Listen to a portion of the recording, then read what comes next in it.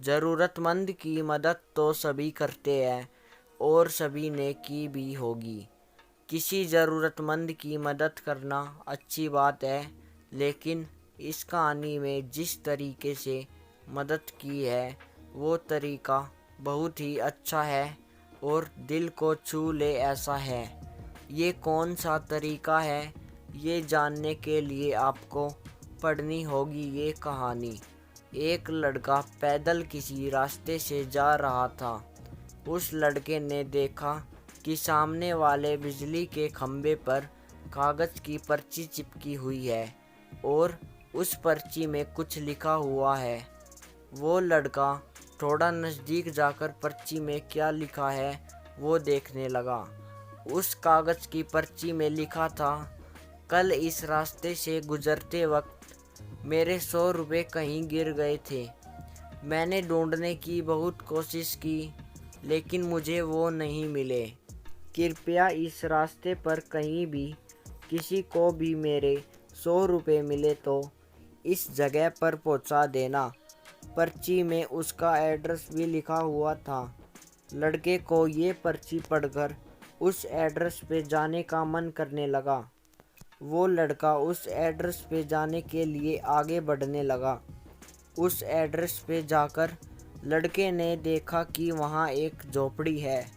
लड़के ने बाहर से आवाज़ लगाई तो उस झोपड़ी में से एक वृद्धा औरत लाठी के सहारे बाहर आने लगी। लड़के को पता चल गया कि वो वृद्धा औरत सिर्फ अकेली ही इस झोपड़ी में रहती है। वो लड़के से उस वृद्धा औरत से कहा कि माँ जी, आपके 100 रुपये जो गिर गए थे वो मुझे मिले हैं, ये रहे आपके 100 रुपये।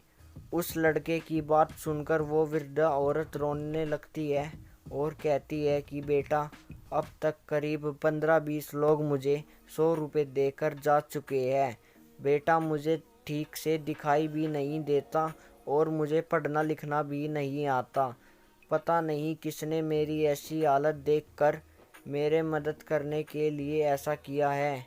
लड़के ने 100 रुपये रखने के लिए कहा, पर वो वृद्धा औरत नहीं मानी।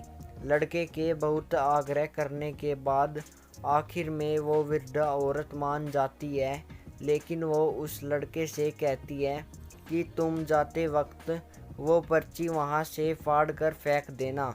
मुझे पता नहीं कि किसने मेरे पे तरस खाकर ऐसा किया है।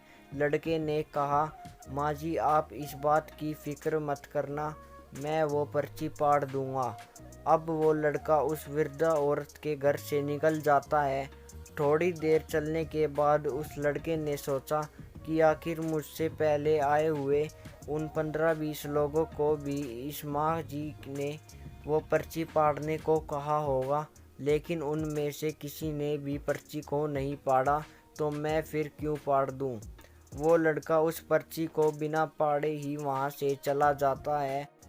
उस लड़के के मन में उस व्यक्ति के लिए बहुत ही आदर और सम्मान था जिसने ये तरीका ढूंढा था और इस ज़रूरतमंद वृद्धा औरत की मदद की थी।